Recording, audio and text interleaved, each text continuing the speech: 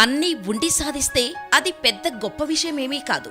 ఏం లేకున్నా ఎలాంటి పరిస్థితులు ఛాలెంజ్ చేసినా కసితో పట్టుదలతో సాధించే ప్రతీదీ ఒక అద్భుతమే. కృషి ఉంటే మనుషులు ఋషులవుతారు అని పెద్దలు చెప్పినట్టు ఒక సాధారణ మనిషి కూడా పట్టుదలతో తలుచుకుంటే ఏదైనా సాధించగలడు అనే దానికి ఉదాహరణ ఈ వీడియోలో మీరు తెలుసుకోబోయే అంబిక స్టోరీ. ఇక్కడ కనిపించే అంబిక 14 సంవత్సరాల వయసులో తమిళనాడులో ఒక కానిస్టేబుల్ ని వివాహం చేసుకుంది. ఈమె కూడా బాల్య వివాహానికి బలైన వ్యక్తే కాని ఏనాడు వ్యవస్థ మీద అసహ్యం పెంచుకోలేదు.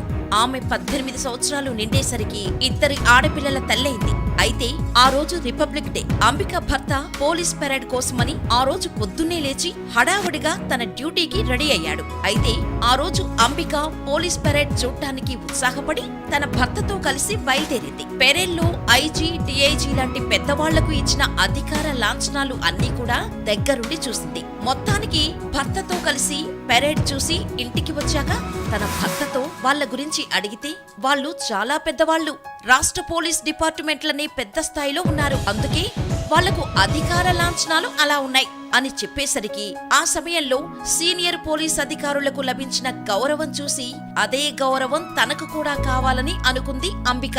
అదే విషయం ఆమె భర్తకు కూడా చెప్పింది.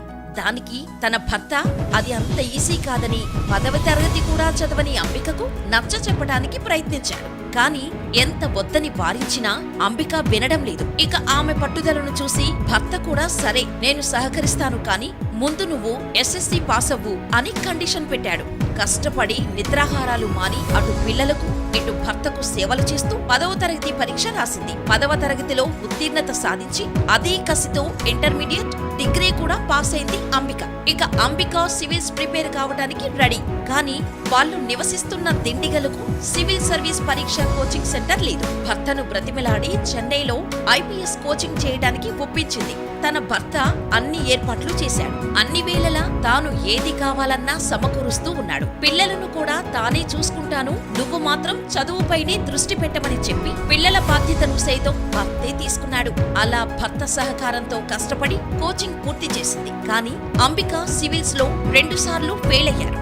దీంతో ఆమె భర్త కూడా అంబికను ఇక చెన్నై నుంచి ఇంటికి వచ్చేయమని చెప్పాడు. కానీ అంబిక చివరి ప్రయత్నంగా ఒక్కసారి ట్రై చేస్తాను అని భర్తను ఒప్పించి ఒకవేళ పాస్ కాకపోయినా కనీసం టీచర్ ఉద్యోగమైనా చేయొచ్చు అనుకుంది. కసితో పగలు రాత్రి అని తేడా లేకుండా కష్టపడి చదివింది. పుస్తకాలు, నోట్స్, వార్తాపత్రికలు, మ్యాగజైన్స్ ఇవే అంబిక ప్రపంచంగా మారాయి. ఇక చివరి ప్రయత్నంగా ఆమె మెయిన్స్, ప్రిలిమ్స్ మరియు సివిల్ సర్వీస్ టెస్ట్ ఇంటర్వ్యూల్లో అన్నిట్లో ఉత్తీర్ణత సాధించింది. ఆ తర్వాత 2008లో ఐపీఎస్ కు ఎంపికయ్యారు అంబిక. ఆమెను ట్రైనింగ్ కొరకు హైదరాబాద్ అకాడమీకి పంపించింది గవర్నమెంట్.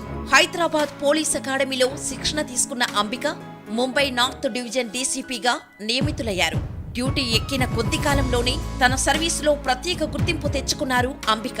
ఆమె తెగువ, దూకుడు చూసి అందరూ ముంబై శివంగి అని లేడీ సింగం అంటూ ముద్దుగా పిలుచుకుంటారు. వీటి నిర్వహణకు, సేవా తత్పరతకు గుర్తింపుగా Lokmat Maharashtrian of the year 2019 పురస్కారాన్ని కూడా అందుకున్నారు అంబిక. అయితే ఆమె లైఫ్ స్టోరీ ఎంతో మందికి స్ఫూర్తిగా నిలుస్తుందని చెప్పటంలో ఎలాంటి సందేహం అవసరం లేదు. అంబిక కష్టపడి ఎదిగిన తీరు ఐఏఎస్, ఐపీఎస్ కావాలని భావించే ఎంతో మందికి వాళ్ళ లక్ష్యాలను చేరుకునేలా చేస్తుందని చెప్పవచ్చు.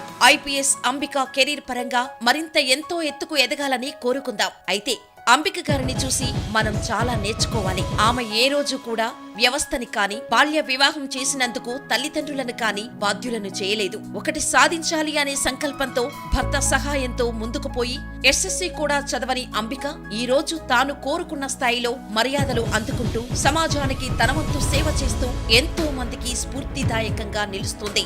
మరి అంబిక గారి స్టోరీ విన్నాక మీకు ఎలాంటి అభిప్రాయం కలిగిందో కామెంట్స్ లో తెలియజేయండి.